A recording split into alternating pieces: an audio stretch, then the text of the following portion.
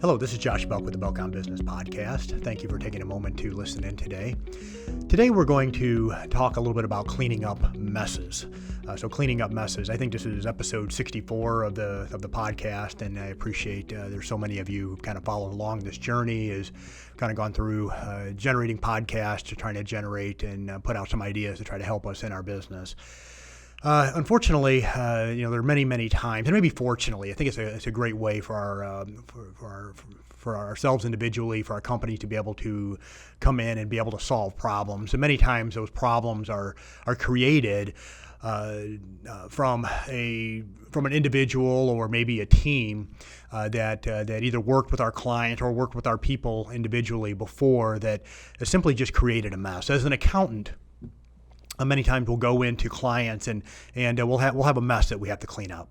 It may be from the tax end, it may be from the financials end, but maybe there's just issues that need to happen. We have clients that are consultants that have to go in. Maybe there's been some issues that have happened inside the company, and I think for all of us who've owned a business for any period of time, have either had to step into a business and try to fix problems, or maybe we're inside of a business and we've been moved into a different position to where there were some failures by the prior individual or the prior team that we've been called in to try to help clean up. So today we're going to talk a little bit about problem solving, about coming in behind somebody else and trying to fix really a problem or a mess that we did not create.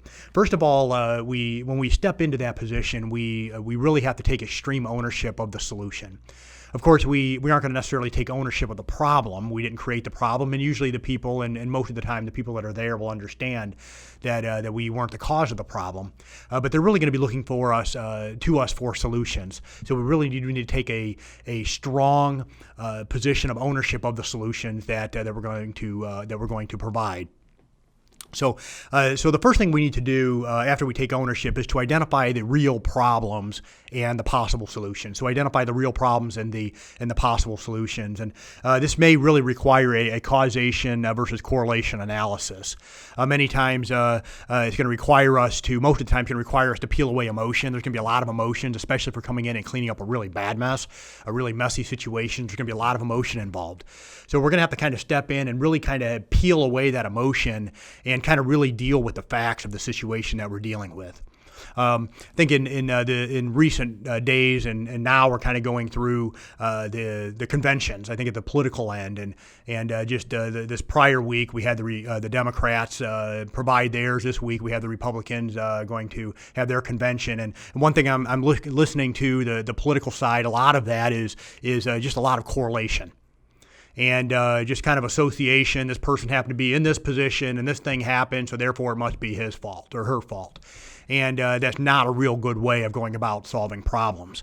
But true problem solving is really going to be getting into the world of causation and not correlation. What's the real cause of the problem and what are possible solutions? Next, we really do need to identify what the prior person or team did that really created that problem or created that mess. So what actually happened? So we're going to have to take the time to kind of work through, get our hands dirty a little bit to kind of figure out what did those prior what did that prior individual or group of individuals do that created this problem or created this mess? And so I really kind of begin to understand what it is that we are dealing with. Next, talk to the owners and the employees to ask for clarity on whatever sort of pain points that they had to deal with. And so to begin to get that dialogue a little bit with the owners, if you're stepping in as an outside consultant end, if you're an inside person, kind of getting elevated to talk to the individuals that were there. And that they weren't the ones that caused the problem, but they were there that when the problem happened, and figure out what were some of the issues, what were the pain points that you had to deal with, who were you working with? Because many times it's part of the solution is going to come through bringing in different alignments. So maybe new vendors, new consultants, people to come in to also try to help fix whatever problem is that we're dealing with. And so once we kind of go through, we've began to understand who essentially was the cause essentially of the problem, and then what needs to be done to fix the problem. Begin to develop solutions. Then at that point, we're going to want to sit down with the team members and begin to go through with the owner. Maybe if it's just with the owner or with the team members that are going to be involved, and begin to walk them through the possible solutions and talk them through it. What is this going to look like? Does this seem to make sense? Make sure you're getting a lot of feedback. And we really need to be patient in this process to never move too quickly. Many times when it's a real big mess, people are going to be very unnerved. We'll find very low morale that we may be dealing with within the company that we're working with.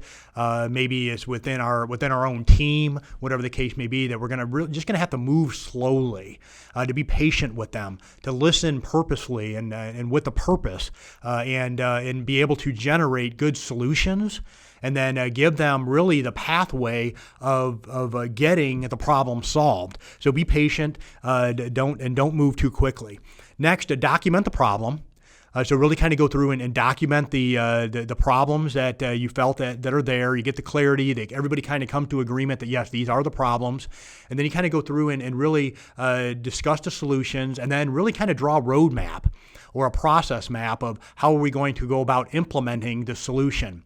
So there's absolute clarity as to how are we going to get ourselves out of this? How are we going to clean up this mess? How are we going to solve this problem? So go through the process of documenting the problem and then mapping out the solution. And then lastly, always be encouraging the team and never criticize the prior team.